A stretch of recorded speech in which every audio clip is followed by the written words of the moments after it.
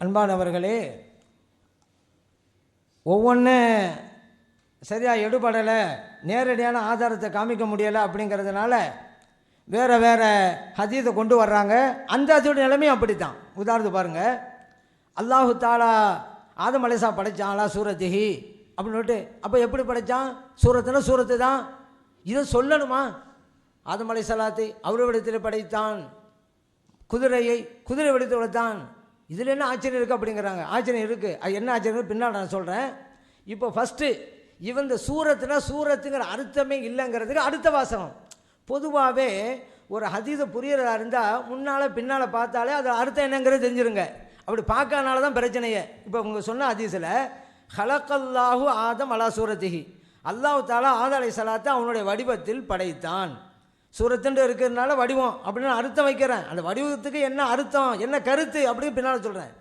தூளுஹு, ஆதம் அலைஹிஸ்ஸலாத்தினுடைய உயரம் சித்தூன திராஅன், 60 முழம்னு இருக்கு. அப்போ அல்லாவுடைய முழம் 60ஆ? ஏங்க இங்கேயே வழங்குதாங்க.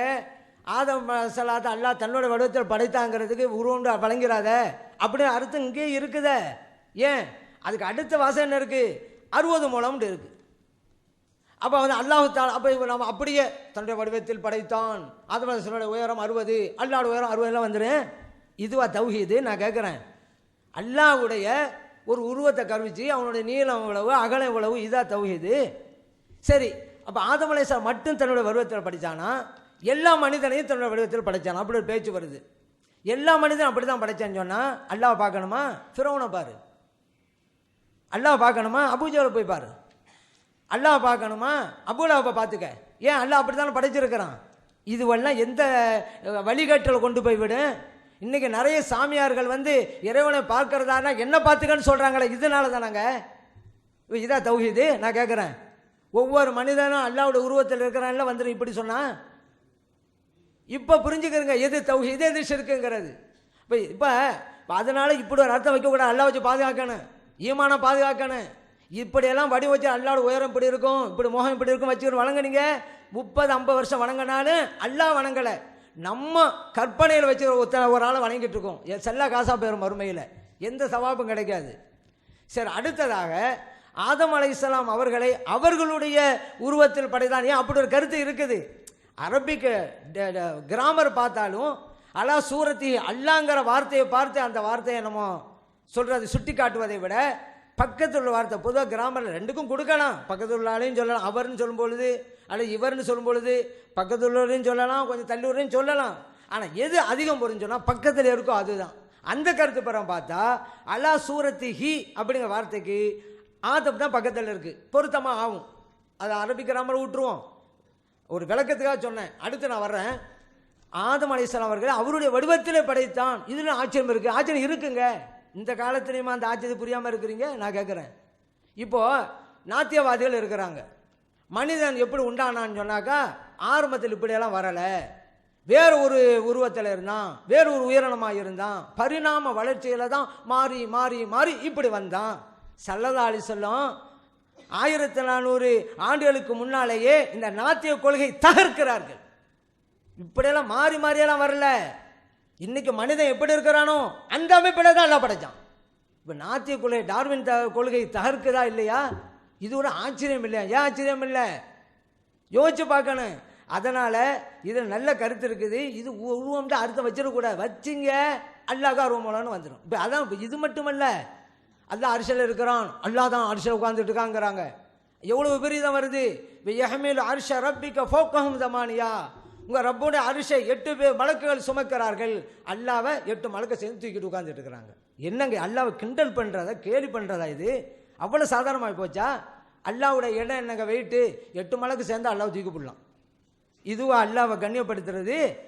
அல்லாவுக்கு உடண்டு கொடுத்தா எவ்வளோ பெரிய ஆபத்தானது, ஈமானை அழிஞ்சு போகக்கூடிய சூழ்நிலை இருக்குது. அப்போ முன்பின் பார்க்க வேணாமா? ஏன் கேள்வி அதான். அடுத்த வாசமே அறிவிக்குதா?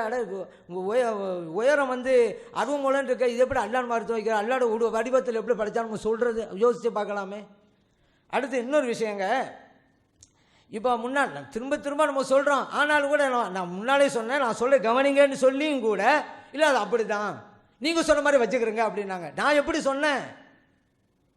ஒரு குறிப்பாக ஒரு சில கூட்டத்தை சொல்லிவிட்டு அவர்கள் ஒருவரை சொன்னால் இவர் முக்கியத்துவம் வாய்ந்தவர், அப்படி கருத்தில் அந்த பாதியார் சொல்லி இருந்தால் அப்படின்னு சொன்னேன். பூமி ஒரு விரல் இருக்கிறது அப்படி சொல்லிவிட்டு மரம் தண்ணின்னு சொன்னாதான் இந்த கருத்து பொருந்து. அப்படி அவர் சொல்லலை. பூமி ஒரு விரல்ட்டாரு, இன்னொரு விரல்ல மரம் இருக்கிறாங்கிறாரு, இன்னொரு விரல்ல தண்ணி இருக்குங்கிறாரு. இது எப்படிங்க பொருந்தும்? அப்படி இல்லை சொல்லியிருக்கிறேன். அப்போ அப்படியே நீங்கள் இதையும் விளங்கிக்கிறீங்கண்டா அப்படி இல்லையா? அது அப்படி இருக்கிறதா இருந்தால் பூமி ஒரு விரலில் உண்டு பூமின்னு சொல்லிவிட்டு மரம் தண்ணியில் சொல்லணும் அப்படி சொல்லியும் காமிச்சானே. அதனால் அவர் மாற்றி மாற்றி தான் சொன்னார் அப்படிங்கிறது தான் உண்மை. ஆனால் சுபங்கிற வார்த்தைக்கு வல்லமை கொண்டு வந்தாலும் சொல்லுகின்ற மெத்தேடு இல்லாதால் தான் சல்லல்லாஹு சிரிக்கிறாங்க. அடுத்து ஒரு சில விஷயங்களையும் சொன்னாங்க. ஸல்லல்லாஹு அலைஹி வஸல்லம் அவர்கள் வானம் பூமியை பற்றி சொல்லும் பொழுதெல்லாம் அப்படி ஆடி பொதுவாக மீட்டிங்கில் பேசும்பொழுது முக்கியமான விஷயம் இருந்தாக்கா சொல்ல அடித்து தான் பேசுவாங்க. இப்போ கூட பார்க்குறோம், டேபிள் அடிக்கிறாங்க, கங்கிட்டு திரும்புகிறாங்க, கையை காட்டுறாங்க. அது அவங்க சொல்லுகின்ற மேற்றை பொறுத்தது, சூழ்நிலையை பொறுத்தது. அதனால் அல்லாஹ்வுக்கு உருவம் இருக்குது. அப்படியா? ஸல்லல்லாஹு அலைஹி வஸல்லம் வேகமாக பேசுனாங்க, கையை பிடிப்பட அமைச்சாங்க அப்படின்னு சொன்னதுனால அல்லாஹ்வுக்கு கை இருக்குது வந்துருமே? எதை எப்படி பொருந்துங்க? பயான் பேசும்பொழுது சூழ்நிலை கருத்து எல்லாம் வரலாம்.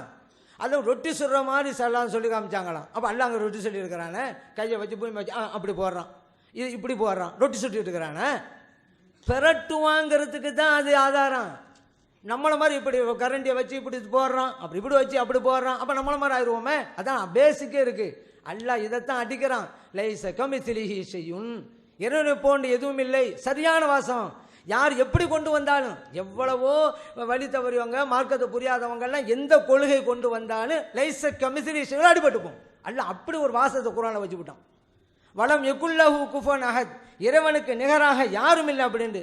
அதே போல் கண்ணிற்குன்னு நேரடியான ஒரு வாசத்தை தாங்க அப்படின்னும், காதிற்கு நேரடியான வாசத்தை தாங்கணும்.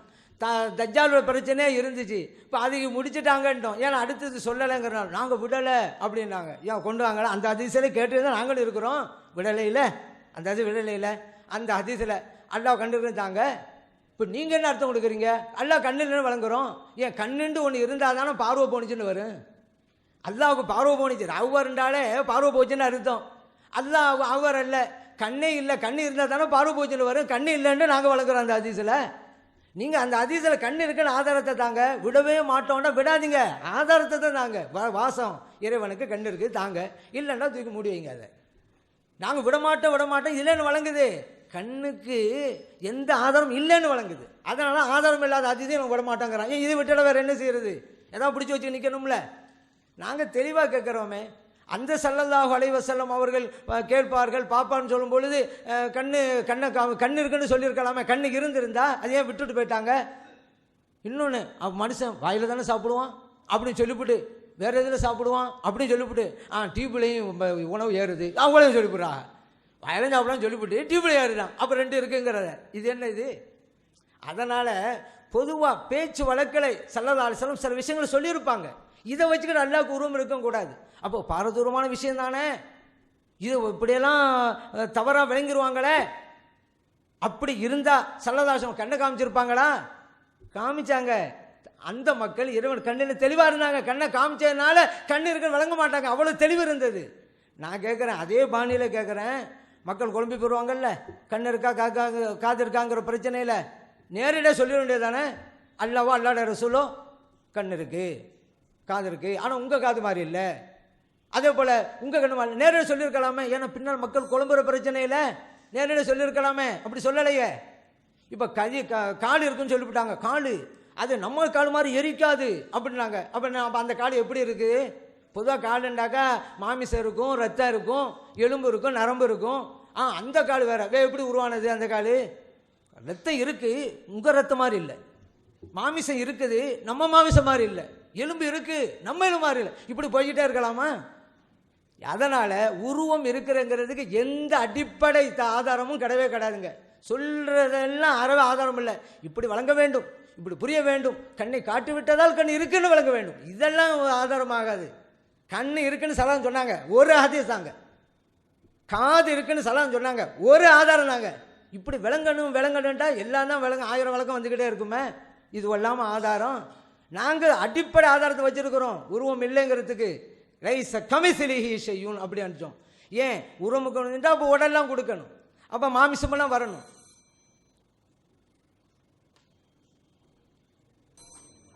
அன்புள்ள சகோதரர்களே, ஆதம் அலைஹிஸ்ஸலாத்தை நிறைய விஷயம் சொன்ன ஒன்றுக்கு பதில் சொல்ல ஆதம் அலைஹிஸ்ஸலாத்தை மட்டும் சொல்லியிருக்கிறாங்க. ஆதம் அலைஹிஸ்ஸலாத்தை 60 முழம் நீளம் உள்ளவராக அல்லாஹ் படைச்சான்னு வருது. அப்போ அல்லாஹ்வுடைய அளவு 60 முழமா அப்படின்னு கேட்டு அந்த அர்த்தம் தப்புன்னு சொல்ல வர்றார். இப்போ நம்ம ஷேக் அப்துல்லா அவர் பாஸ்போர்ட் எடுத்து பார்த்தீங்கன்னா அவர் ஃபோட்டோ அதில் இருக்கும், அவர் வடிவம். அப்போ அது 5 அடியாது. ஒரு ஆளுடைய சாயல்னு அளவை காட்டுமா? அது சாயலை கொண்டு 60 முழம் எடுப்பீங்களான்னு ஒரு ஆளுடைய ஃபோட்டோ ஸ்டாம்ப் சைஸ் போட்டா இருக்கு.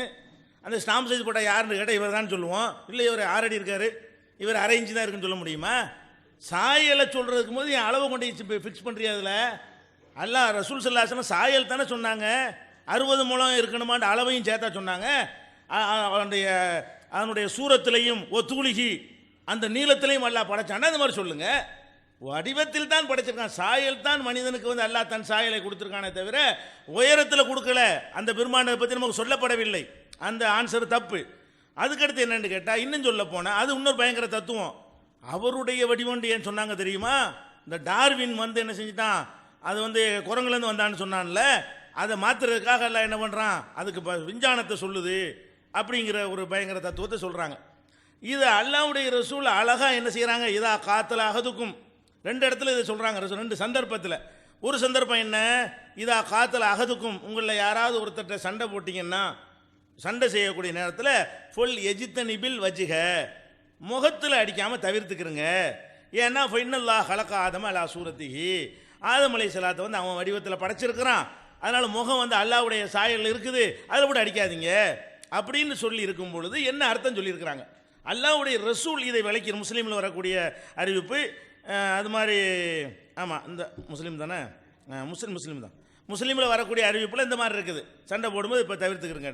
அப்போ இந்த இதெல்லாம் ஒரு விதண்டாவாதமாக இருக்குது. அல்லாஹ்வுடைய ரசூல் சொன்னாலும் ஏற்றுக்கொள்ள மாட்டார்கள் என்பது தெளிவாக தெரிகிறது. அப்புறம் என்ன, ஃபிரௌன் அபுஜஹில் அவன்லாம் அல்லாஹ்வுடைய சாயலா? மனிதனுக்கு அந்த சாயல்னா எல்லாரும் சாயலை வச்சா தீர்மானிக்கிறது. அவனுடைய தன்மைகளை வச்சு குணாதிசயங்களை வச்சு நல்லவன் கட்டவனை தீர்மானிப்போமே தவிர சாயலை வச்சே தீர்மானிப்போம். ரசூல் ஸல்லல்லாஹு அலைஹி வஸல்லம் இருக்கான், அதை சொல்ல வேண்டியதானே? ஃபிரௌன் அபுஜஹிலை சொல்றியல்ல, அப்போ ரசூல் ஸல்லல்லாஹு அலைஹி வஸல்லம் இருந்தாங்க, நபிமார்கள்லாம் இருந்தாங்களே. அப்போ அல்லாஹ் தன்னுடைய அஹ்ஸனு தக்வீம் அழகான வடிவத்தில் படைத்திருக்கிறேங்கிறான். அந்த அழகான வடிவம் எதுன்னா அவனுக்கு உரிய வடிவத்தில் தான் மனிதனை அல்லாஹ் படைத்திருக்கிறான் என்று சொல்லி அதனால முகத்தில் அடிக்காத என்று ரசூல் ஸல்லல்லாஹு அலைஹி வஸல்லம் விளக்கம் கொடுத்துட்டதுனால இதெல்லாம் அல்லாஹ்வுடைய ரசூலையே கேலி பண்ணக்கூடிய ஒரு விஷயம். அல்லாஹ்வுடைய ரசூல் தான் இதை சொல்கிறாங்க, அவங்கள தான் இது கேலி பண்ணக்கூடிய வகையில் இந்த வாதத்தை எடுத்து வைக்கிறார்கள் என்பதை நீங்கள் புரிந்து கொள்ள வேண்டும். அடுத்து என்னன்னு கேட்டால், அந்த ரசூல் ஸல்லல்லாஹு அலைஹி வஸல்லம் அந்த கீழே விழுந்துற அளவுக்கு அந்த கையை காட்டினாங்கன்னு சொன்னோம்ல, பேச்சு வேகத்தில் வருவது எப்படி அல்லாஹ்வுடைய நல்லவழி காதுக்கு சொல்லலை, சொரிஞ்சாங்கன்னு கேட்கக்கூடியவனாக இருக்கான்னு காதை காட்டினாங்கல்ல, அரிச்சிருக்கும் சொரிஞ்சாங்கன்னு நல்லவழியும் சொல்லாமல் விட்டார். அப்போ அதாவது பேச்சு வழக்கில் கைகாலை காட்டுறதுங்கிறதுக்கு ஒரு சொல்லிட்டு அந்த சொல்லுக்கு தகுந்தவாறு கைகாலை காட்டுறதுக்கு வித்தியாசம் இல்லையா? சும்மா கைகாலை இப்படி பேசும்போது சொல்கிறோமே அப்படி ஒரு அதுக்கு இப்படி சாப்பிடலாங்கிறேன், 2க்கு வித்தியாசம் இல்லையா? சரியான சாப்பாட்டுறாம அப்படின்னு நான் சொல்கிறேன். அப்போ சாப்பாட்டுறாமான்னு சொல்லி கொண்டு இப்படி காட்டினா என்ன அர்த்தம்? பேச்சு வழக்குன்னு அர்த்தமா? அந்த செயலை நான் டிஸ்பிளே பண்ணி காட்டுறேன்னு அர்த்தமா? அப்போ என் பேச்சு வழக்குங்கிற அப்போ ரசூல் ஸல்லல்லாஹு அலைஹி வஸல்லம் சில சைகை செஞ்செல்லாம் என்னவாயிரும், அது பேச்சு வேகத்தில் சொன்னது அப்படிங்கிற மாதிரி பாருங்கள். ஹதீஸை எவ்வளவுக்கு ஹதீஸை மட்டும் இல்லை குர்ஆனையும் கேலி பண்ணியாச்சு. ஒன்று கேலி, அதுக்கு விளக்கத்தையாவது கொடுக்கணும். உலகத்தையெல்லாம் அழித்த பிறகு, வானபூமியில் அழித்த பிறகு ஒய் அஹமில் அர்ஷ ரப்பிக்க ஃபௌகஹும் யௌமைனின் சமானியாண்டு குர்ஆன் ஆயத்து அதை வாசிக்கிறார். அப்படியே அன்றைய தினம் 8 வானவர்கள் உம்முடைய இறைவன் அரசு சுமந்து கொள்வார்கள், நேரடி அர்த்தம். அதை சொல்லிவிட்டு இதெல்லாம் நம்ப இயலுமாங்கிறார். அப்போ 8 வானவர் சுமக்கிற இடம் தானே அல்லாவுக்கு அப்படின்னு சொல்லிட்டு யாரை கேள்வி கேட்டாவது? இப்போ அல்லாவுக்கு இருக்கனாக்கியாவது 8 வானவர்கள் சுமப்பார்கள்னு நானாக சொன்னேன், நீங்களா சொன்னீங்க, இமாம்களா சொன்னாங்க, பெரியார்களா சொன்னாங்க. அல்லாஹ் சொல்கிறான், அந்த வசனத்தையும் வாசித்து மூலத்தோட அர்த்தத்தையும் செய்துவிட்டு அல்லாஹ் கிறுக்குத்தனமாக சொல்லிவிட்டாங்கிறார். அப்போ இது என்ன? இது அல்லாஹ் ரசூலுக்கு உங்களுடைய வெயிட் என்ன? உருவம் இல்லைன்னு சொன்ன ஆட்கள்லாம் இப்படி தான் போய் நான் பார்த்துருக்குறேன். உருவம் இல்லைன்னு சொன்ன உடனே என்னவாயிரு, அல்லாஹ் ஒன்றும் இல்லை, அவனுக்கு எதுக்கு பயப்படணும், அவனுக்கு மரியாதை கொடுக்கணுங்கிற மாதிரி அல்லாஹ் கொண்டு தள்ளிடுறான். இருக்கிறத மறுக்கிறதுனால அவனை உரிய விதத்தில். அதே மாதிரி லைசக்கம் இதில் திருப்பி அவனை போல் எதுவும் இல்லை, எந்த ஆயுதம் முறிஞ்சி உளுந்துருச்சோ, எந்த ஆயுதத்தில் கேள்வி கேட்டு பதில் சொல்ல முடியும் அந்த ஆயுதத்தை தூக்கிட்டு வர்றாரு. அவனை போல் எதுவும் இல்லைங்கிறதுல இது அடங்கி இருக்குங்கிறார். நான் திருப்பி திருப்பி கேட்டேனே, அவனை போல் எதுவும் இல்லைங்கிறீங்க. எதனால சொல்றீங்க? உருவம் இருந்தா, உருவம் அல்லாவுக்கு உருவம் இருந்து நமக்கும் உருவம் இருந்துச்சுன்னு சொன்னால் அவனை போல் எதுவும் இல்லைங்கிறதுக்கு முரணா வரும்ங்கிறீங்க. நான் அது ஒரு கேள்வி கேட்டேன்ல, உருவம் உள்ள பொருள்களும் உலகத்தில் இருக்கிறது, உருவம் இல்லாத பொருள்களும் உலகத்தில் இருக்கிறது. அப்போ உருவம் இல்லைன்னு நீங்கள் இறைவனை சொன்னீர்களே, ஆனால் உருவம் இல்லாத பொருளோடு ஒப்பிட்டுட்டீங்க. காற்றை போல இறைவனை ஆக்கி விட்டீர்கள். அப்பவும் லைச கமிதிலி செய்வோம் முரண்படுதுன்றன. அதுக்கு ஆன்சர் இதுன்னு சொன்னீங்களா? சொல்லிவிட்டு திருப்பி அதை சொல்லணும். ஒரு வாய் அதுக்கு தொடர்ந்து பதில் சொல்ல முடியலை. மறுபடியும் லைச கமிதிலி எப்படிப்பட்ட சாமான் தெரியுமாங்கிற சரியான வசனம் தான் அது. நீங்கள் செய்கிற மாதிரி உலர்களுக்குரிய வசனம் இல்லை அது. அது அர்த்தபுஷ்டியான வசனம். உருவம் இருக்கு என்று சொல்லிக்கொண்டே அவனை போன்று இல்லை என்று சொல்லலாம். அவனுக்கு காது இருக்கு என்று சொல்லிக்கொண்டே அது நம்முடைய காதை போல இல்லை என்று சொல்லலாம். அவனுக்கு பார்வை இருக்கு, கண் இருக்கு என்று சொல்லிக்கொண்டே நம்முடைய கண்ணை போல இல்லை என்று சொல்லலாம். இதில் ஒரு பெரிய முரணே கிடையாது. நீங்கள் சொல்கிற மாதிரி அந்த லைச கமிதிலினால உருவம் இல்லைன்னு நீங்கள் சொல்ல வந்தீர்களே, ஆனால் அப்போ உருவமற்றவன் நீ சொன்னால் உருவமற்ற பொருள் உலகத்தில் இருக்கா இல்லையா? அப்போ அல்லாஹ் உருவமற்றவன், காற்றும் உருவமற்றது, ரெண்டையும் ஒன்றாக்கிட்டீங்கன்னு நாங்கள் சொல்லலாம்ல. இதுக்கு என்ன பதில்னு கேட்டேனே, நிறைய பண்புகளை சொல்லி கேட்டேனே, ஒன்றுக்கும் ஆன்சர் இல்லை. மறுபடியும் லேசக மிதிலி செய்யும்னு சொல்லி குர்ஆன் வசனத்தை பொருத்தமற்ற இடத்தில் திருப்பி திருப்பி பயன்படுத்தி கொண்டிருக்கிறத நம்ம பார்க்கிறோம். அடுத்து அந்த தஜ்ஜால் விஷயம் கேட்டேன்ல, அதுக்கு கண்ணு இல்லைன்ற அர்த்தம் தான் வரும். எப்படி வரும்? அல்லாஹ் அதான் கண்ணு குருடேங்கிறத சொல்லிவிட்டு அது இல்லைன்னா குருட்டுத்தனம் இல்லைன்னு அர்த்தம் வருமா? கண்ணை இல்லைன்னு அர்த்தம் வருமா? உங்கள் இறைவன் ஒரு கண் குருடான ஒரு கண் அற்றவன் சொல்லணும். அதுக்கு குருட்டு கண் அற்றவன் சொல்லக்கூடாது. குருட்டு கண் அற்றவன் என்ற சொல்லு கண் அற்றவன்கிற அர்த்தத்தை உலகத்தில் எந்த பாஷையிலாவது தருமா? அதுக்கு என்னதான் அர்த்தமா? குருட்டு கண் அற்றவன் கண் அற்றவன் அர்த்தம் சொல்கிறேன். எப்படி அது கண் அற்றவன் சொல்லிட்டு போயிடலாமே. அவருங்கிற ஒரு ஊனத்தை சொல்லியா சொல்லுவாங்க? ஒரு மனிதனுக்கு குருட்டு கண் இல்லைன்னா அர்த்தம் நல்ல கண் இருக்குன்னு அர்த்தம், கண்ணை இல்லைன்னு அர்த்தம் ஆகுமா? அப்போ குருட்டு கண் இல்லைங்கிற வார்த்தைக்கு என்ன அர்த்தம் செய்யணுங்கிறாங்க? நல்ல கண்ணே இல்லைன்னு அர்த்தம் செய்யணுங்கிறாங்க. இது எந்த லாங்குவேஜில், இது எந்த இலக்கணத்தில், எந்த மொழியில் இப்படி இருக்கிறது? ஏன் நம்முடைய பேச்சு வழக்கில் இப்படி இருக்குதா? அப்போ அந்த மாதிரியான ஒரு அடிப்படையில் தான் அவங்களுடைய வாதங்கள் இருக்கிறது. தெளிவாக இருக்கிறாங்க. என்னது அந்த மனமுரண்டு இவ்வளோ அள்ளி அள்ளி போட்டாலும் நேரடியாக உருவங்கிற கொண்டே காட்டினாலும் அதெல்லாம் கிடையாது. இல்லை இல்லைன்னா இல்லை தான். அப்போ இருக்கிற இல்லைன்றதை நிரூபிக்கவா செஞ்சாங்களா? ஒரு ஆதாரத்தையாவது, ஒரே ஒரு ஹதீஸ், ஒரே ஒரு வசனம் இது உருவம் இல்லைன்னு சொல்லுது, ஒன்று காட்டலை.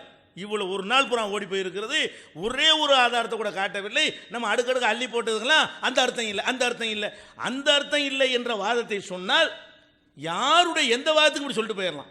என்னத்தையா லாய் லாயிலா ஒருத்தன் சொன்னால் கூட அது அந்த அர்த்தம் இல்லை, எல்லாத்துக்கும் சொல்லலாம். இதை வாதம். அந்த சொல்லு அந்த மொழியில் என்ன அர்த்தமோ அந்த அர்த்தத்தை கொடுக்க வேண்டும். அதுக்கு மாற்றமாக குர்ஆன் தடுத்தா நீங்கள் என்ன செய்யுங்க? அர்த்தம் கொடுக்காதீங்க. உருவம் இருக்கிறது எந்த வசனம் தடுக்குது? எந்த ஹதீஸ் தடுக்கிறது? உங்கள் மனோ இச்சை தடுக்கிறது. அதனால் பேசிக்காக நல்லா உருவம் இருக்குது என்பது தெல்ல தெளிவாக நிரூபணமாகி இருக்கிறது. ஒன்றுமே சொல்லலை என்று சொல்கிறார்கள். நீங்கள் கவனத்தில் வைத்துக்கொள்ள வேண்டும்.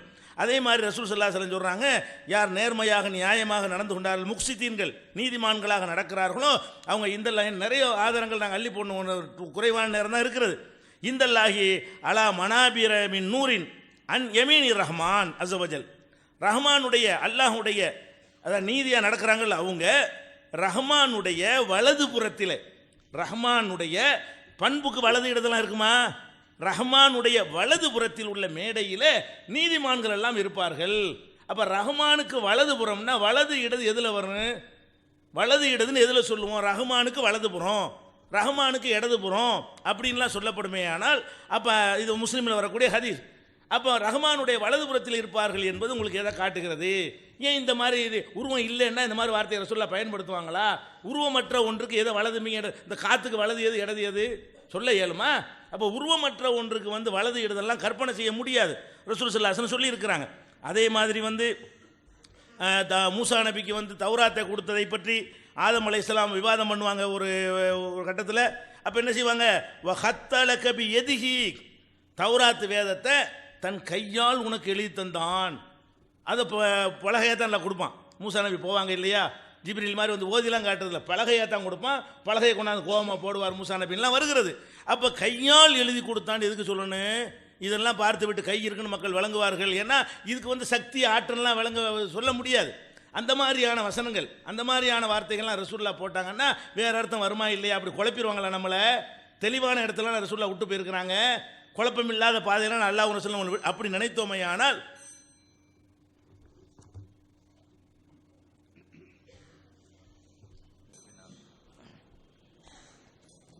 அன்பார்ந்த பெரியோர்களே, இறைவனுக்கு உருவம் உண்டு அப்படிங்கிறதுக்காக வேண்டி என்னென்ன ஆதாரங்கள் அப்படின்னு அவங்க நினச்சிக்கிட்டு வந்தாங்களோ அந்த ஆதாரங்கள்லேயே பக்கத்தில் உள்ள வாசகம் இவங்க சொல்கிற அர்த்தம் அல்ல அப்படின்ட்டு இருந்துக்கிட்டே வந்துச்சு. ஏற்கனவே அறிந்து வைத்திருக்கக்கூடிய பார்த்த வடிவத்தில் பார்த்தாங்கன்னு சொன்னால் அவங்கெல்லாம் பார்த்தாங்களான்னு கேட்டோம். அப்போ இது உருவம் இல்லைன்னு சொல்லிவிட்டோம், அங்கேயே அது போயிடுச்சு. அதே போல தான் நீங்கள் வந்து அந்த கால் அறிந்த கால்னாங்க, இது வரைக்கும் யாரும் அல்லாட காலை அறிஞ்சிருக்காங்களா? அப்போ இங்கே கால் அல்ல அப்படின்னு அங்கே போட்டால் அங்கே முடிஞ்சு போச்சு. எல்லாம் அங்கங்கே இருக்குது. இவங்க சொல்கிற அர்த்தம் இல்லைங்கிறத வேறு எங்கேயும் தேடி போக தேவையில்லை, அங்கே இருக்குது. இப்போ சொன்னாங்கல்ல ஹதீஸு, அல்லாஹு தஆலா ஆதம் படைத்தான் அலா சூரத்திஹி, தன்னுடைய வடிவத்தில், அது அங்கே இருக்குது. அவங்க ஆதம் அலைஹிஸ்ஸலாம் 60 முழத்தில் இருந்தாங்க, முடிஞ்சு போச்சு. இது வந்து உருவம் அல்லண்டு. இன்னொன்று சாயெல்லாம் என்ன அர்த்தம் பாபா சொல்லணும். அதுக்கு உதாரணம் சொன்னாக்கா ஃபோட்டோவான். இப்போ இது படைச்சாங்கிறது உள்ள மேட்ரா, அல்லாஹ் தஆலா ஆதம் அலைஹிஸ்ஸலாத்தை ஃபோட்டோ எடுத்தாங்கிற மேட்ரா? படைச்சாங்கிற மேட்ருக்கு அதுக்கு சொல்லாமல் இந்த ஃபோட்டோ எடுக்கணும் வைங்களேன், அதான் மேட்ரு. இப்போ எதுக்கு எதை சொல்கிறீங்க? நாங்கள் வந்து ஹதீஸ் நீங்கள் சொன்ன வசனத்தில் அடுத்த வாசகம் நீங்கள் சொல்கிற அர்த்தத்துக்கு முரணாக இருக்குங்கிற காமிக்கிறோம். இப்போ சாயன்னா முகம் மட்டும், ஏன்னா அப்படி தான் கொண்டு வர்றாங்க. அப்போ யாரையும் அடிக்காதீங்க, முகத்தை அடிக்காதீங்க, அல்லாஹ் தஆலா சாயலை படைச்சிருக்கிறான், அப்போ கை அடிச்சிருக்காங்க, அப்போ கை வேற. இப்போ இங்கே ஆதம் அலைஹிஸ்ஸலாமுடைய முகம் மட்டும் அல்லாஹ்வுடைய முகம், கை அல்லாஹ்வுடைய கை அல்ல, கால் அல்லாஹ்வுடைய கால் அல்ல. அப்படி அதுவும் அல்லாஹ்வுடைய காலாக இருந்தால் அது அடிக்கக்கூடாதுல வரும். கையும் அல்லாஹ்வுடைய கையாக இருந்தால் அது அடிக்கக்கூடாதுல வரும். இப்போ முகத்தை தான் அடிக்கக்கூடாது. அப்போ முகம் மட்டும்தான் அல்லாஹ்வுடைய முகம் அப்படின்னு சொன்னால், இப்போ இன்னொரு கேள்வி, முகம்னு பேசாமல் சொல்லியிருக்கலாமே, சூரத்தையும் சொல்லணும். சூரத்துங்கிற வார்த்தைக்கு முகம்ங்கிற அர்த்தமா, தலையிலேருந்து கால் வரைக்கும் உள்ள அர்த்தமா? நீ உருவம் நீங்களே, சூரத்துக்கு உருவம் நீங்களே, வெறும் முகம்னு அர்த்தம் வச்சுங்களா இது வரைக்கும்? இல்லை உருவம்னு அர்த்தம் வச்சுங்களா? உருவம்னு அர்த்தம் வச்சுட்டா எதையும் அடிக்கக்கூடாது, கையுமெல்லாம் அடிக்கக்கூடாது, அல்லாட கையாக போயிருமே, காலையிலுமே அடிக்கக்கூடாது. என்ன புரியுறீங்க நீங்கள்? இப்போ இதில் வேற நம்ம குர்ஆனுடைய வசனத்தை வைக்கிறோம், அந்த வசனத்தை ஆயுதம் முறிந்து போய்விட்டது. இன்னொரு இடத்துல நான் பதிவுக்காக சொல்கிறேன், எப்படிப்பட்ட சாமான் தெரியுமா அப்படிங்கிறாங்க. அந்த நான் ஒரு வசனத்தை சொன்னதுக்கு வேண்டுமா நீங்கள் போட்டு பார்த்துக்கிறேங்க. இப்போ அல்லாஹ்வுடைய வேதத்தை வசனத்தை யார் கேலி செய்வது? நாங்களே கேலி செய்கிறோம். நாங்கள் ஒரு சில இங்கே என்ன விஷயம்டா தவறாக புரியப்படுது. நீங்கள் சொல்கிற அர்த்தம் பிரகாரம் கேலி கிண்டல் வருது. நீங்கள் அர்த்தம் வைக்காதுன்னு நம்ம சொன்னால் நீங்கள் என்ன கேலி செய்றீங்கிற நம்மளை அப்படியா கேலி செய்கிறோம்? மலக்குமார்கள் அல்லாஹ்வை தூக்கிறோம் இல்லைங்க வருதுன்னு சொன்னால் அந்த வசனத்தை நாங்கள் கேலி பண்ணுறோமே. நீங்கள் அரிசியில் உட்காந்துருக்கான்ட்டு அர்த்தம் வைக்கிறீங்களங்க, அல்லாஹ்வுக்கு உருவத்தை கற்பிச்சு அவன் அரிசி உட்காந்துருக்காங்கிறீங்களங்க. அப்படி அர்த்தம் வச்சா இந்த வசனத்து பிரகாரம் 8 மலக்கு தூக்கிடுறாங்களங்க, கேலி கிண்டல் ஆகுறாங்க, அல்லாஹ்வுடைய மகத்துவத்தை குறைக்கிறீங்களே நம்ம சொன்னால் நீங்கள் என்ன கேலி பண்ணுறீங்கிறாங்க. நம்மளா கேலி பண்ணுறோம்? நாங்கள் தான் உருவில் அர்த்தமே வைக்கலையே. நாங்கள் எப்போ உருவில் அர்த்தம் வைக்கலையோ 8 மலக்கு அல்லாஹ்வை தூக்குறாங்கன்ட்டு இப்போ வரலையே. அரிசை தானே தூக்குறாங்களே வரும். 8 மலக்கு சேர்ந்து அரிசை தூக்குகிறார்கள். அந்த வசனத்தை தலை மேலே வச்சு மதிக்கிறோம், கொண்டாடுறோம், நம்புகிறோம். நாங்களா மறுக்கிறோம்? இப்போ பிரச்சனை என்ன? அரிசியில் அல்லாஹ் நீங்கள் உட்கார்றாங்கிறீங்க. அப்போ மலக்குமார்கள் அரிசை தூக்கணும், அல்லாஹ்வை சேர்த்து தூக்குறாங்க. அதனால் கேட்குறோம். இப்போ யார் கிண்டல் பண்ணுறது இந்த வசனத்தையெல்லாம்? நாங்களா? ஏங்க கிண்டல் பண்ணீங்க? நம்ம கேட்டால் நம்ம கிண்டல் பண்ணுறோமா? நாங்கள் சொல்கிற அர்த்த பிரகாரம் இப்போ பிரச்சனை இல்லையே. அரிசா 8 மலக்கு தூக்குறாங்க, தூக்கட்டும். மலக்குமார்கள் படைக்கப்பட்டவங்க, அரிசம் படைக்கப்பட்டது, தூக்கட்டும். நீங்கள் அல்லாஹ்வையே தூக்குகிறார்கள் அந்த 8 மலக்குங்கிறீங்க. இப்போ யார் கேள்வி பண்ணுறது இந்த வசனத்தை? நாங்களா? இன்னும் மாற்றி மாற்றி பேசிகிட்டு இருக்கிறீங்க. உங்களுடைய அர்த்த பிரகாரம் தான் இந்த கேள்வி வருது, கிண்டல் வருது. இப்போ மனிதனுடைய முகப்பிரகாரம் அல்லாஹ் படைச்சான் அப்படின்னு சொன்னாக்கா, அப்போ ஃபிரௌனு ஆனால் ரப்புக்குமல் ஆளாண்டா, நானும் இறைவன் தான்ட்டான். கேட்டாக்கா அல்லாவோட முகம் ஏமாந்துருவான். இப்போ இதுவெல்லாம் சரியான தௌஹீதா? இது ஷிர்க் அல்லவா? இப்படிப்பட்ட வாசலை திறந்து விடுறதுக்கு தானே அல்லாஹ்வுக்கு உருவம் உண்டு. நான் அப்போலே கேட்குறோமே, இறைவனுக்கு உருவம் உண்டுங்கிறீங்க, கண்ணு காது இருக்குங்கிறீங்க, ஒரு ஆதாரத்தை நேரடியாக தாங்க அப்படிங்கிறோம். அப்போ தஜ்ஜாலுக்கு வந்து ஆழ்வார் அல்ல அப்படின்னு சொன்னதெல்லாம் கண் இருக்குன்னு விளங்குறன்னு சொன்னீங்க. கண் அவன் ஆழ்வார் அல்லன்றாலே கண் இல்லைன்னு தான் அர்த்தம். இன்னொன்று என்ன தெரியுமா, அங்கே ஆழ்வார்ன்றாலே குறைன்ற அர்த்தம். ஆழ்வார்னா என்னங்க, கண்ணே இல்லாதவங்கிறல்ல, கண்ணு இருந்து அது பார்வை போனவன்ட்டு தான் அர்த்தம். ஆழ்வாருக்கு குறைபாடு, உங்கள் இறைவன் குறைபாடு உள்ளவன் அல்ல அப்படிங்கிற கருத்தில் சலாம் சொல்கிறாங்க. அப்போ ஒவ்வொன்றா பார்த்துக்கிட்டு இது இப்படி வழங்குது இப்படி வழங்குன்னு சொன்னால் என்ன ஆகும்? இப்போ அதே போல் கை விஷயத்தில் சொன்னாங்க, கையின்னு ஒரு இடத்துல ஒரு கைன்னு வருது, பிஎத்திகின்னு வருது ஆதம படைச்ச விஷயத்தில். இன்னொரு இடத்துல அல்லாஹ் குர்ஆனில் சொல்கிறான் எதைய ரெண்டு கடை படைச்சான்னு சொல்கிறான். அதே அல்லாஹ் தாலா வந்து மிம்மா அமிலத்து ஐதீனா நம்முடைய கைகள் செய்தனங்கிறான், அங்கே பல கைகள்ங்கிறான். இப்போ நீங்கள் கையின்னு சொன்னாக்கா இன்னைக்கு சித்தாந்தத்தில் கடவுண்டு வச்சு ஒரு உருவத்தை வழங்கி பல கைகள் உண்டாக்கி விட்டாங்களே. கையின்று வச்சா எவ்வளோ பெரிய சிக்கல்லாம் வருது. ஆற்றல் அர்த்தம் வைங்க, இறைவன் இறைவனாக இருக்கிறான். இப்போ விபரீதமான வகையில் கடவுள் அப்படிங்கிற சித்தாந்தமெல்லாம் ஏன் வந்துச்சு? ஏன் வித்தியாசம் வேணும்ல? இப்போ சொல்லிவிட்டாங்கல்ல, நம்ம கை வேற அல்லா கை வேறுனு வழங்க முடியும். அதான் அவன் 4 கை வச்சான், நமக்கெல்லாம் 2 கை தானே. அதே போல் கண்ணு வேற காது வேறன்னு சொன்னால் பயங்கரமான உருவத்தில் வச்சான். ஏன் நம்ம கண்ணு வேற அவன் கண்ணு வேற. இப்படி பார்த்தா என்ன ஆகும்? இப்படி ஒவ்வொன்றா சொல்லிக்கிட்டே போகலாமே. அல்லா கை இருக்குது, அது மாமிசம் இருக்குது, மாமிசம் நம்ம மாமிசத்தை போல இல்லை. அல்லாவுடைய கையில் ரத்தம் ஓடுது, என்னப்பா நமக்கு உடம்பு அவங்க ஓடுது, அந்த ரத்தம் வேறு நம்ம ரத்தம் வேறு. அல்லாவுக்கு எலும்பு இருக்குது, நமக்கு எலும்பு இருக்குது, அல்லா நம்மள மாதிரி ஆயிடுவானே அப்படிலாம் ஆக மாட்டான். ஏன்? அல்லாவுடைய எலும்பு வேறு நம்ம எலும்பு வேறு. இதான் தௌஹீது. இது எவ்வளோ முக்கியமான பிரச்சனை, அல்லாவுடைய பிரச்சனை. ஒரு ஆதாரத்தையாவது நேரடியாக கொண்டு வந்தீங்களா? சல்லல்லாஹு வந்து சமீன்னு சொல்லும்போது காமிச்சாங்கிறத கொண்டு வரீங்க, இது ஆதாரமா? இப்படி கொஞ்சம் காமிச்சாங்க, அதுக்கான கண்ணு இருக்குன்னு அர்த்தமா? நான் கேட்குறேன். அப்போ சல்லல்லாஹு சொல்லியிருக்கானா அல்லாவுக்கு கண்ணு இருக்குது பாப்பாண்டு என் முக்கியமான பிரச்சனை ஆகி போச்சுல. மக்கள்லாம் பின்னால் குழம்பாங்கன்னு தெரிய பிரச்சனை ஆகி போச்சுல. பேசாமல் சொல்லியிருக்க வேண்டியதானே? அல்லாவுக்கு காது இருக்குது கேட்பான், அல்லாஹ் கண்ணு இருக்கு பார்ப்பான். ஏன் ஒரு வார்த்தை சொல்ல இல்லை? அதனால் சொல்லலை. ஒரு செயலை செய்வதற்கு ஒன்றை காட்டுவதுங்கிறது வழக்கம் இருக்குது. அந்த வழக்கத்தின் அடிப்படையில் சொல்லியிருக்கிறாங்க. அது யதார்த்தமாக நம்ம எடுத்துக்கொள்ளலாம். விபரீதமான ஒரு கருத்தை சொல்வதற்கு பயன்படுத்தவே கூடாது. ஈமானுக்கு ஆபத்து ஏற்பட்டுரும். ஒரு ஒன்றுமில்லாத ஒரு விஷயத்தை இருக்குன்னு காட்டுறதுக்கு அந்த ஹதீஸ் இந்த எதுவுமே இல்லை. அதான் நான் சொல்கிறேன். இவங்க சொன்ன இப்போ அதே போல் இப்போ சொன்னாங்கல்ல, அப்போ அல்லாஹ் தாலாவோட வலது பக்கத்தில் நல்லடியார்கள் இருக்கிறாங்க, அந்த ஹதீஸில் இருக்குது. நான் அப்போலே சொல்லிக்கிட்டே வர்றேன். இவங்க உறுப்பு இருக்குது என்று சொல்லிக்கிட்டு வர்றதில் அதே ஹதீஸிலேயே இவங்க சொல்கிறது அர்த்தம் தப்புங்கிறது இருக்குது. ஒவ்வொன்றா நான் சொல்கிறேன். அங்கே அப்படி இருக்கு பாருங்க. சொன்னேன்ல ஆதம் அலைஹிஸ்ஸலாம் உருவத்தை படைச்சாங்க, அங்கேயே 60 முழம். அப்போ அந்த உருவம் அல்ல, இல்லாட்டி அல்லாவுக்கு வந்துடும். இல்லை முகம் மட்டும் தான் வழங்கணும், அப்படி இருக்குதாங்க. நான் கேட்குறேன், அந்த ஹதீஸில் இருக்குதா? ஆதம் அலைஹிஸ்ஸலாம் அவருடைய உருவத்தில் படைத்தான், ஆதம் அலைஹிஸ்ஸலாமுடைய உயரம் 60 முழம், அப்படி தானங்க இருக்குது. இல்லை உயரத்தில் எடுக்கக்கூடாது, அங்கே அப்படி இருக்கா?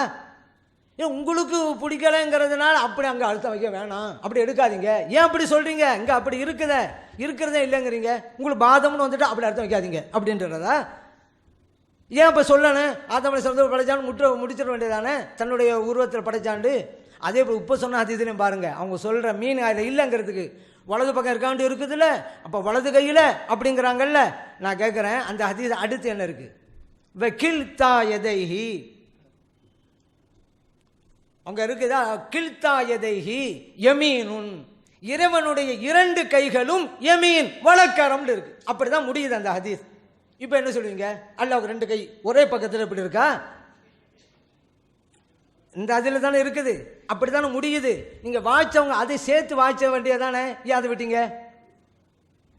அதாங்க சொல்கிறோம், ஒன்றுமே இல்லைங்க. நான் சொல்கிறேன், இல்லைங்கிறது பெரிய ஆதாரம் வச்சுருவோம். நான் ஆயத்து ஓதுறோம், சாதாரண சாரம்னு எடுக்கக்கூடாது, கூர் மழுங்கி விட்டேன்னு சொல்லக்கூடாது. நாங்கள் எடுத்து வச்சது அந்த ஆயத்து. இல்லை அந்த ஆயத்தை அல்லாஹ் தாலா ஏன் சொன்னான்? சொல்ல தேவையில்லையே. வளம் எக்குள்ள குஃபன் அகத்துன்னு அல்லாஹ் தாலா ஏன் சொன்னான்? சொல்லவே தேவையில்லையே. அதனால் இறைவனுடைய வசனத்தை இப்போ கேலி கிண்டல் பண்ணுறது அவங்க தான் ஆகி போச்சு, நம்ம கேலி பண்ணலை. நீங்கள் சொல்கிற அர்த்த பிரகாரம் கேலி கிண்டல் வரும், அப்படி அர்த்தம் வைக்காதீங்க, அப்படி தான் சொல்கிறோம். உடனே இப்போ 8 மலக்குகள் தூக்குவார்கள் என்று கேலி பண்ணுகிறான்னு எங்களை பார்த்துறோம். இல்லையே, நாங்கள் தான் அரிசி அல்லா இல்லைங்கிறோமே. அப்போ அல்லாவை மலக்குகள் தூக்குறான்னு எப்படி வரும்? அந்த அதில் அரிசி தூக்குகிறாள் மட்டும் வைங்க, அப்படி தான் நம்ம சொல்கிறோம், பிரச்சனை இல்லை. நீங்கள் அரிசி அல்லா இருக்கிறான்னு சொன்னால் 8 மலக்கு அல்லா சேர்த்து தூக்குறாங்க. அதே போல் அரிசி வந்து அழல் மாயி தண்ணீரில் இருக்குன்ட்டு இருக்குது. இப்போ அப்படி பார்த்தாக்கா அல்லாஹ் அரிசை கொண்டு போய் வச்சுட்டா அல்லாஹ் தாலா தண்ணீரில் மிதந்துக்கிட்டு இருக்கான்லாம் அர்த்தம் வருமே. அதனால் அர்த்தம் வைக்காதீங்கன்னு சொன்னாக்கா உடனே பார்த்தீங்களா அல்லாவை மிதக்கிறான்னு கேள்வி கிண்டல் பண்ணுறாங்க, நம்மளை பார்த்து சொல்கிறாங்க. நாங்கள் அதுக்காக சொல்கிறோம். அப்படி நீங்கள் சொல்கிற அர்த்த பிரகாரம் இப்படி வருதுங்கன்னு சொன்னால் நாம் அதை சொல்கிற மாதிரி திருப்பி விட்றாங்க. பாருங்கள், நம்ம அப்படி சொல்லவே இல்லை, அல்லாஹ் தஆலா சொல்கிறான்னு சொல்ல வரல. அதனால் எதை எப்படி புரிய வேண்டுமோ அப்படி புரிஞ்சுட்டா எந்த சிக்கலும் கிடையாதுங்க. அந்தந்த அது இவங்க ஆதாரம்னு கொண்டு வந்ததில் எதுவுமே கிடையாது, தெளிவான நேரடியான ஆதாரம் எதுவும் இல்லை. அன்புள்ள சகோதரர்களே, இந்த இறைவனுடைய அரிசியை சுமப்பார்கள்னு நீங்கள் தப்பாக அர்த்தம் சொன்னதை தான் நான் சொன்னேன் அப்படின்றார். நீங்கள் முழுசாக எல்லாத்தையும் ஓட ஓட்டு பாருங்கள். அரிசி மேட்டை நான் எடுக்கவே இல்லை, இன்னும் அவராத்தான் எடுத்து வச்சுக்கிட்டு அவராத்தான் அர்த்தம் செஞ்சு அவராத்தான் மறுத்துக்கிட்டாரே தவிர யஹ்மில் அரிசி ரப்பிக்கங்கிற ஒரு வார்த்தை கூட நான் இன்னும் யூஸ் பண்ணவே இல்லை. அரிசி டாபிக் நாங்கள் வரவும் இல்லை. அது வந்தால் தான் அது என்ன வெயிட் என்ன அதெல்லாம் நீ கேட்பியாலாம் எங்கள்கிட்ட இருக்க ஆன்சரு நாங்கள் வைக்கவே இல்லை. இன்னும் அவராக என்ன செய்கிறாருன்னு கேட்டால் அந்த ஆயத்தை தன்னால் வாசிக்கிறாரு. அர்த்தம் அவர் தான் செஞ்சார், நான் செய்யவே இல்லை, அவர் தான் செஞ்சார். அவராக செஞ்சுக்கிட்டு எடை எவ்வளோ 8 மலைக்கு எடையா நீங்கள் கேசட்டில் இருக்குது, ரிப்பீட் பண்ணி பார்த்துக்கிறங்க. அப்போ இது ஒரு மனமுரண்டு அதில் தென்பட்டு கொள்ளும். அது அந்த அரசை பற்றி வைக்கும்போது பார்த்துக்குருவோம். அடுத்து என்ன, அப்போ முகத்தில் அடிக்கக்கூடாது நீங்கள். சரி, அல்லாஹ் ஆதம தன் சாயலில் படித்தான்னு சொன்னால் கையையும் தானே அடிக்கக்கூடாது, காலையும் தானே அடிக்கக்கூடாது. இது கேள்வி இப்படி கேட்கலாம், சரியான கேள்வி தான் இது. ஏன்னா அல்லாஹ் ஒரு சாயலில் படைச்சாங்கும் போது முகம் கை கால் எல்லாம் சாயல் தானே, அப்படின்னா இது கேள்வி. இந்த கேள்வி வருங்கிறதுக்கு தான் ரசூல் ஸல்லல்லாஹு அலைஹி வஸல்லம் பண்ணிட்டாங்க, இல்லைன்னு பதில் சொல்லிட்டாங்க. உங்கள் கேள்விக்கு ரசூல்லா பதில் சொல்லியிருக்கிறாங்க. எப்படி சொல்லியிருக்கிறாங்க, இன்னல்லாஹ் ஹலக ஆதம அலா சூரத்தி வஜ்ஹிஹி, முகத்தை தன் சூரத்தில் படைத்திருக்கிறான்ட்டு சொல்லிட்டாங்க. ஒரு இடத்துல சூரத்துங்கிறாங்க, இன்னொரு இடத்துல தப்ரானியில் வரக்கூடிய ஹதீஸு, அபு ஆசிமுடைய சுன்னாவில் வரக்கூடிய ஹதீஸ், ஆதாரபூர்வமான ஹதீஸில் ஃபைனல்லாஹ் ஹலக ஆதம அலா சூரத்தி வஜ்ஹிஹி, வஜ்ஹு தான், கைகால்லாம் அல்லாஹ் மாதிரி கிடையாது, வஜ்ஹு தான் தன் சாயல் என்று சொல்லி அல்லாஹ்வுடைய ரசூல் ஆன்சர் பண்ணிடும் பொழுது உங்கள் கேள்வி அடிபட்டு போய்விடுகிறது. கையை அடிக்கலாம், ஏன்னா கை அல்லாஹ்வுடைய சாயலில் கிடையாது. காலை அடிக்கலாம், அது அல்லாஹ்வுடைய சாயல் கிடையாது. மூஞ்சி தான் அல்லாஹ்வுடைய சாயல்னு நான் சொல்லலை, அல்லாஹ்வுடைய ரசூல் சொல்லிட்டாங்கும் போது உங்களுடைய அந்த கேள்வி என்னங்கிறது அடிபட்டு போயிடுது. அடுத்து என்ன பண்ணுறீங்க, ஏற்கனவே உள்ளதுலாம் அதில் பதில் இருக்குதான். அந்தந்த நம்ம எதெல்லாம் ஆதாரம் வச்சோமோ அதுலேயே மறுக்கக்கூடிய பதில் இருக்குன்னு சொல்லிட்டு சொல்கிறாங்க. அது என்னது, ஏற்கனவே பார்த்தார்களே அந்த வடிவம் இல்லாத வேறு வடிவத்தில் பார்த்தார்கள்னு அதிசயம் சொன்னீங்க, ஏற்கனவே எங்கே பார்த்தாங்க அப்படின்னு கேட்டாலும் பதில் சொல்லலையாம். இதுக்கு நான் இப்போ பதில் சொல்லவே மாட்டேங்க, இதுக்கு நான் பதில் சொல்லி இருக்கிறேன்.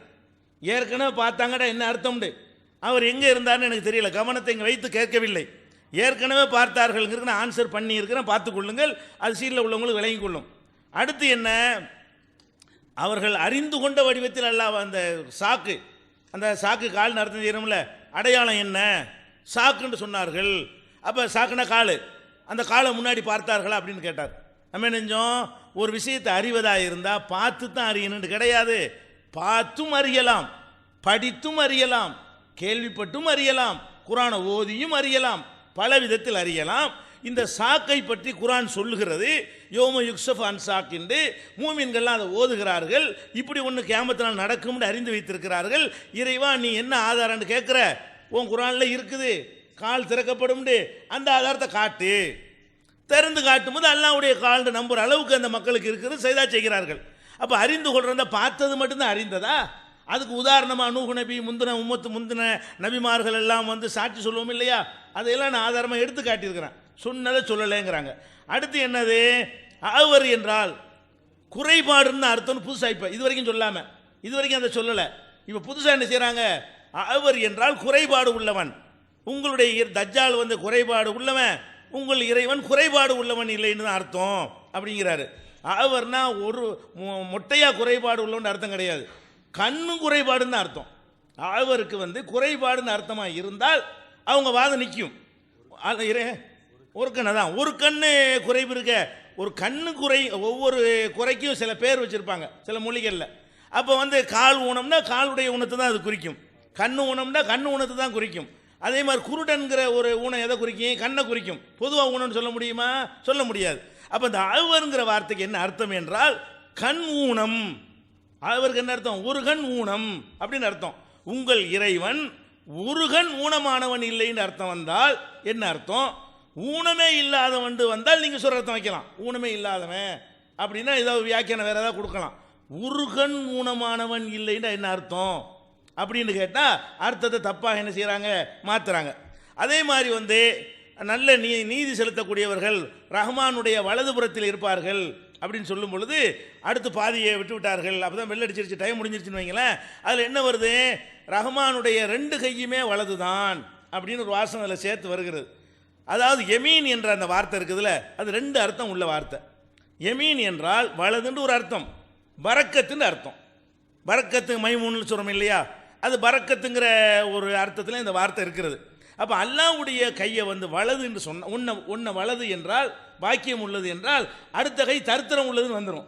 அப்படி வரக்கூடாதுங்கிற சொல்ல என்ன சொல்கிறாங்கன்னா, இந்த யமீனுக்கு அர்த்தம் வேற. வலது பக்கம் இருப்பார்கள், அல்லாஹ்வுடைய 2 கையும் யமீன் தான், பரக்கத்தானது தான், அந்த அர்த்தத்தில் இதை காட்டுறதுக்காக வேண்டி இன்னொரு அறிவிப்பில் யமீனுன் முபாரக்கத்துன் ரசூல் ஸல்லல்லாஹு சொல்கிறாங்க, அல்லாஹ்வுடைய 2 கையுமே பாக்கியம் பொருந்தியது, பரக்கத்தானது தான். இந்த வலது இடதுங்கிறது வலதுண்டா பாக்கியம் உள்ளது, இடதுண்டா தர்த்தனம் உள்ளது நம்ம நினைக்கிறோமே, அந்த அர்த்தத்தை வச்சு போடாதீங்க. சைடுக்கு அந்த திசைக்காகத்தான் வலது சொல்கிறோமே தவிர வலது வசதி இடது தாழ்த்திங்கிறது அல்லாஹ்வுக்கு கிடையாது. 2மே பாக்கியம் பொருந்ததுங்கிற அர்த்தத்தில் சொல்கிறாங்களே தவிர அதில் அவங்களுடைய வாதத்துக்கு ஒன்றுமே இல்லை. அப்போ இன்னும் சொல்ல போனால் நிறைய ஆதாரங்கள் அடுக்கடுக்காக இருக்கிறது. அதில் என்ன இருக்குன்னு கேட்டால், அல்லாஹ் என்ன செய்வான்னு கேட்டால், ரசூலுல்லாஹ் சொல்கிறாங்க, இறைவன் எனக்கு வந்து 70,000 பேரோட இன்னொரு 70,000 பேரை நரகத்திலிருந்து விடுவிக்கிறதற்காக வாக்களித்தான். 70,000க்கு 70,000 பேரை வாக்களித்தான் அப்படின்னு சொல்லிட்டு ஜாதனி சலாத ஹசயாத்தின். ஹசயாத்துன்னு சொன்னால் 2 கையில் அல்றமில், அதுக்கு பேர் ஹசயாத். 3 ஹசயாத், 2 கை நிறைய அல்றமில் இப்படி அள்ளி, இப்படி 3 கையளவுக்கு அள்ளி போடுற அளவுக்கு நரகத்தில் கிடக்கக்கூடிய மக்களை அல்லாஹ் வந்து 3 கையில் அள்ளி என்ன செய்கிறான், சொர்க்கத்துக்கு மாத்துறத எனக்கு வாக்களித்திருக்கிறான். நரகத்தில் கிடக்கக்கூடிய மக்களை என்ன செய்வானா, அப்படி ஒரு அள்ளி 3 தடவை அள்ளி போடுவான். அது எத்தனை கோடி இருப்பாங்க, எத்தனை லட்சம் இருப்பாங்க, அல்லாஹ் அறிந்தவன். அதுக்கு நம்பர்லாம் கிடையாது. 3 ஹசயாத் என்று நம்பர் போட்டு ரசூல் ஸல்லல்லாஹு அலைஹி வஸல்லம் எதுக்கு இதை சொல்கிறாங்க, அதை நீங்கள் சிந்தித்து பார்க்க வேண்டும். அதே மாதிரி ரசூல் ஸல்லல்லாஹு அலைஹி சொல்கிறாங்க, குர்ஆனில் ஒரு வசனம் இருக்குது, லில்லதீன அஹ்ஸனு அல் ஹுஸ்னா வ ஜியாதா. நன்மை செய்தவர்களுக்கு வந்து நல்ல கூலியும் இருக்கிறது, மேலும் கூடுதலாகவும் இருக்கிறது, ஜியாதத்தும் இருக்கிறது அப்படின்னு ஒரு வசனம் இருக்கிறது. அப்போ இந்த ஜியாதத்தை பற்றி ரசூல் ஸல்லல்லாஹு அலைஹி வஸல்லம் விளக்கும்போது சொல்கிறாங்க, இறைவன் கேட்பானா, சொர்க்கத்தையெல்லாம் கொடுத்துவிட்டு உங்களுக்கு ஒரு வாக்குறுதி ஒன்று நான் கொடுத்துருக்கேன், அது பெண்டிங் இருக்குமானா. அல்லாஹ், என்ன பெண்டிங், எல்லாத்தையும் கொடுத்துட்டியே, எங்கள் முகத்தை பிரகாசமாக்கி விட்டாய், சொர்க்கத்தில் கூட சேர்த்து விட்டாய், எல்லாம் தந்துட்டியன்ற உடனே அப்போ அந்த மக்கள் அல்லாஹ் சொல்லுவானா, இல்லை ஒரு விஷயம் பெண்டிங் இருக்குது. என்ன பெண்டிங்கு, ஓ ஜியாதா, இன்னும் கொஞ்சம் கூட தருவேன்டனே, நல்லது செஞ்சவங்களுக்கு நல்லது தந்துடுவேன், இன்னும் கொஞ்சம் கூடவும் தருவேன். அந்த கூட என்ன தெரியுமா, அதுதான் என்னை பார்ப்பது, பார்க்கிற இன்பம் என்று அல்லாஹ் தன் திரை அப்போ ஒரு விலைக்கு என்ன செய்வான், அந்த லதத்தை இன்பத்தை என்ன செய்கிறான், அல்லாஹ் கொடுக்குறான். அப்போ என்ன விளங்குது என்று கேட்டால், அல்லாஹ்வை நம்மளெல்லாம் பார்ப்போம், பண்பையாக பார்ப்போம், சக்தி வெளிப்படுற பொருளை வேண்டா பார்ப்போமே தவிர சக்தியவா பார்ப்போம். சக்தி பார்க்குற அர்த்தமாக இருந்தால் மூசா அலைஹிஸ்ஸலாம் கேட்டால் இருப்பாங்க, சக்தியை தான் பார்த்துக்கிட்டு இருக்கிறாங்க மூசா அலைஹிஸ்ஸலாம். எந்த மூசா அலைஹிஸ்ஸலாம் எதை பார்க்கணும்னு கேட்டாங்களோ அதை தான் அங்கே பார்ப்போம். அப்போ நீங்கள் பார்ப்போங்கிற அந்த ஒரு அதிசயம் இது என்ன செய்கிறது, காட்டுகிறது. மறுமை நாளில் உங்களை இறைவனை எய்யானன், கண்கூடாக கண்ணுக்கு கண்ணாக பார்ப்பீர்கள் என்கிற மாதிரியான ஹதீஸுகள் எல்லாம் என்ன செய்கிறது, இறைவன் வந்து உருவம் பார்ப்போம், கண்ணுக்குள்ளே அடங்கும். கண்ணில் பார்த்தா என்ன அர்த்தம், உருவம் தானே அர்த்தம், பண்பை பார்க்க இயலுமா, கண்ணில் பார்க்க இயலாது. அந்த மாதிரியான ஒரு ஹதீஸுகளை நம்ம பார்க்குறோம்.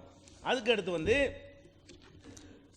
இன்னொரு ஆயத்துக்கு உதாரணம் காட்டுறாங்க. இப்போ எத்த ஜல்லாலஹும் ரப்புஹும் தபாரக வதஆலா ஃபதாலிக கௌலுஹு வலா யர்ஹகு உஜூஹஹும் கதரும் வலாதில்லா. அவங்களுக்கு வந்து மூஞ்சில் வந்து இருளோ இழிவோ அவர்களுக்கு ஏற்படாது. இறைவனை பார்க்கக்கூடிய அந்த பாக்கியத்தை அடைந்தவர்களுக்கு அது கிடைக்காதுன்னு இருக்கிறது. அதே மாதிரி வந்து அல்லாஹ் என்ன செய்வான்னு கேட்டால், நரகத்தில் கிடந்தவங்கள்ட்ட ஒவ்வொருத்தரையும் சிபாரிசு பண்ண சொல்லுவான். ஒவ்வொருத்தர் நபிமார்கள் சிபாரிசு பண்ணுவாங்க, நல்லவங்களாம் சிபாரிசு பண்ணி கொஞ்சம் பேரெல்லாம் அனுப்பிடுவாங்க. அப்போ அல்லாஹ் என்ன செய்வான்னு கேட்டால், எல்லாரும் சிபாரிசு பண்ணிக்கிட்டே ஏன் பங்கு ஒன்று இருக்கிறது, நானும் ஏதாவது பண்ணணும் அப்படின்னு சொல்லிட்டு யக்கூலுல் ஃபயஸ்வவுன் நபியூன, நபிமார்கள் சிபாரிசு செஞ்சு விட்டார்கள், மலாய்க்கத்து செஞ்சு விட்டார்கள், மூமின்கள்லாம் செஞ்சு விட்டார்கள். யக்கூலுல் ஜப்பாரு பக்கியத்து ஷஃபாத்தி, ஏன் ஷஃபாத்து பிச்சமாக இருக்குன்னு சொல்லிட்டு யக்குபோல் கபுலத்தம் மினன்னார், நரகத்திலேருந்து ஒரு கொத்து அப்படி அள்ளுவான், ஒரு புடி. அதில் எத்தனை லட்சம் பேர் இருப்பாங்கன்னு தெரியாது, பூட்டிச்சு போ சொர்க்கத்துக்கு. ஒரு கையில் அப்படி அள்ளுவான், அந்த கை நமக்கு வர்ணனையெல்லாம் தெரியாது, அல்லாஹ்வுடைய ரசூல் சொல்கிறாங்க, கையில் ஒரு கொத்து அள்ளி அவங்கள கொண்டு போய் இந்த மாதிரி வார்த்தையெல்லாம் எதுக்கு நம்மளை குழப்பருக்கு போடுறாங்களா? அல்லாஹ்வுடைய ரசூல் வந்து இந்த மாதிரி உருவம் இருக்குன்னு காட்டக்கூடிய வகையில் இவ்வளோ விஷயங்களை சொல்கிறாங்களே, அதெல்லாம் எதுக்கு என்பதை நம்ம என்ன செய்யணும், சிந்தித்து பார்க்க வேண்டும். அதே மாதிரி வந்து ஒவ்வொரு மூமினும் ஒரு சந்தர்ப்பம் இருக்கிறது. அல்லாஹ்விடத்தில் எந்த ஒரு திரையும் இல்லாமல் மொழிபெயர்ப்பாளரும் இல்லாமல் நம்ம உரையாடக்கூடிய வாய்ப்பு ஒன்று இருக்கிறது. திரை இருக்காது, நேருக்கு நேரம் பார்ப்போம் அல்லாஹ்வை. மொழிபெயர் டிரான்ஸ்லேஷன்லாம் கிடையாது, நேருக்கு நேரம் பேசி பார்க்கக்கூடிய ஹிஜாப் இல்லாமல் ஒரு வாய்ப்பு ஒன்று இருக்கிறது என்றும் நபிகள் நாயகம் ஸல்லல்லாஹு அலைஹி வஸல்லம் சொல்கிறாங்களே. இதெல்லாம் என்னத்தை காட்டுகிறது? அதே மாதிரி ரசூல் ஸல்லல்லாஹு அலைஹி வஸல்லம் என்ன செய்கிறாங்கன்னு கேட்டால், அஸ்அலுக்க லzzத்தன் நல்ரி இலைக்க, உன்னிடத்தில் உன்னை பார்ப்பனே, பார்க்கும்போது கிடைக்குமோ ஒரு இன்பம், அதை நான் உன்கிட்ட கேட்குறேன். ஒரு கட்டத்துக்கு வந்துட்டா என்னமெல்லாம் விபரீதம் ஏற்படும் அப்படிங்கிறத இன்னைக்கு உருவம் உண்டு அப்படிங்கிற வாதிக்கக்கூடியவங்க கூட விலைக்கு இருக்கிறாங்க. அதை இப்போ நீங்கள் இப்போ தெரிஞ்சுக்கிறங்க, இப்போ போட்டு காமிப்பாங்க, தெரிஞ்சுக்கிறோம்.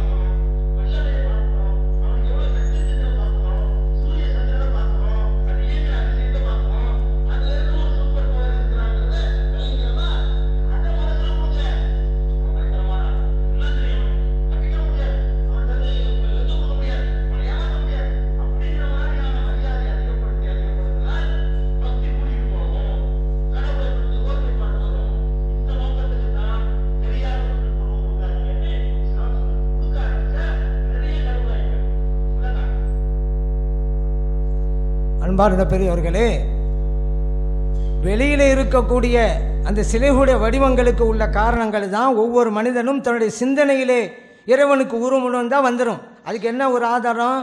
இப்போ சொன்ன ஹதீஸ் இருக்குதுல்ல, முஸ்லீமில் வந்த ஹதீஸு. இப்போ அவங்க ஒரு விளக்கம் கொடுத்தாங்க. முன்னால் அல்லாஹ்வுடைய வலது பக்கம் நல்லடியார்கள் சொல்லும் பொழுது அது கை தான், கில்தாயதை யமீனுன் அது கடைசி இருக்குதுல்ல, அது பரக்கத்தை நடத்தி வைக்கணும். அதான் நான் கேட்குறேன், யார் உங்களுக்கு இந்த அதிகாரத்தை கொடுத்தது?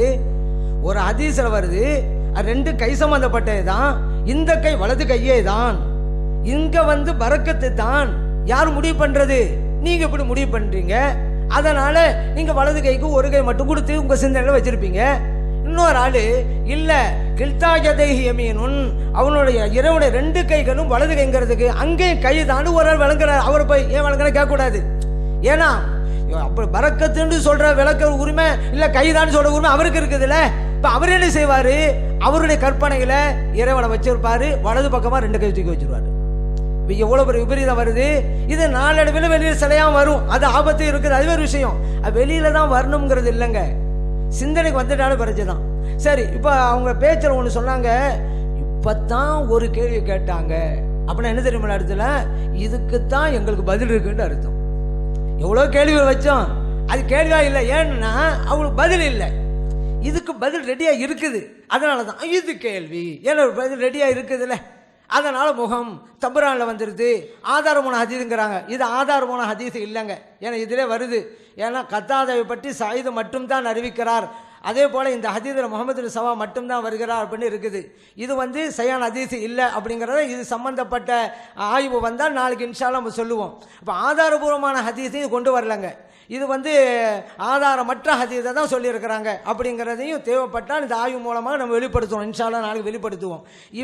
இப்போ இப்போ இப்போ ஒரு எந்த விஷயமாக இருந்தாலும் கூட ஆதாரமான ஹதீஸை கொண்டு தான் நம்ம நிலைநாட்டுன்னு சொல்லும் பொழுது ஒரே ஒரு பதில், அதுவும் ஆதாரம் இல்லாத ஹதீஸ், அது மட்டும் சொல்லிட்டாங்க. மற்றதுக்கெல்லாம் பதில் இல்லைங்கிறனால தான் இப்போ நம்ம என்ன சொல்கிறோம் தெரியுமில்ல, ஒரு பார்க்குறதா இருந்தால் ஒரு உருவம் இருந்தால் தானங்க பார்க்கணும் அப்படிங்க. இது காலையில் வச்சாங்க, அப்பயே சொல்லிட்டோம், ஒளியை பார்க்குறோம் உருவம் இல்லை அப்படின்ட்டோம்.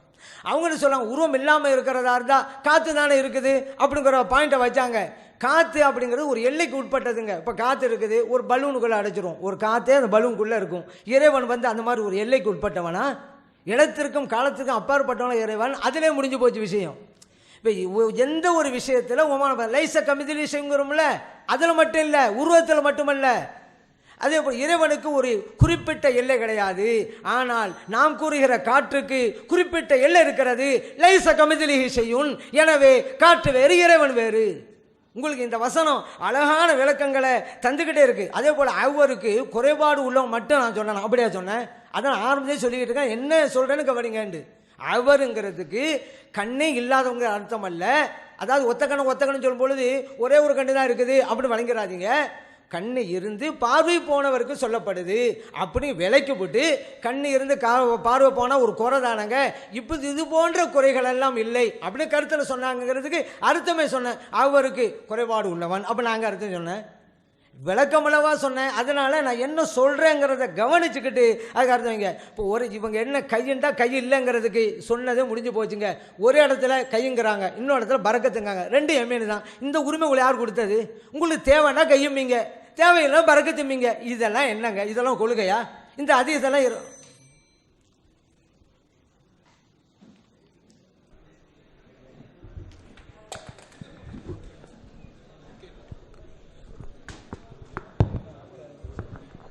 அஸ்ஸலாமு அலைக்கும். கொஞ்சம் அமைதியாக இருங்க. இத்தோடு இன்றைய 3வது அமர்வு நிறைவு பெறுகிறது. இன்ஷா அல்லாஹ் நாளை காலை சரியாக 10 மணிக்கு இந்த விவாதத்தினுடைய தொடர்ச்சி நடைபெறும்.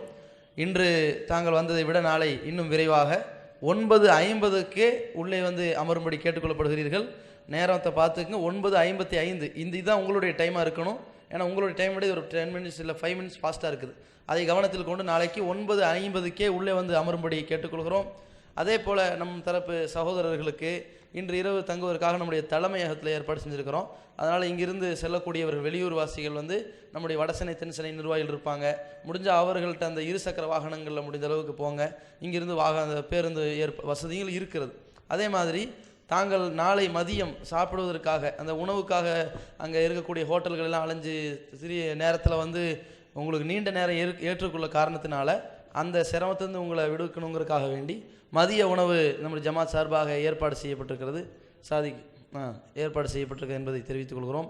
நாளைக்கும் இன்றைக்கு அங்கங்கே கொஞ்சம் சலசலப்பு வந்துச்சு, கொஞ்சம் சிரிப்பு கொஞ்சம் கூடி இருந்துச்சு. இது மாதிரி இல்லாமல் இன்னும் கண்ணியமாக காலையில் அந்த ஃபஸ்ட்டு அந்த ப்ரிஃபரன்ஸ் எப்படி இருந்துச்சு 11 o'clock அது மாதிரி நாளைக்கு பேணுமாறு அன்போடு கேட்டுக்கொள்கிறோம். அஸ்ஸலாமு அலைக்கும்.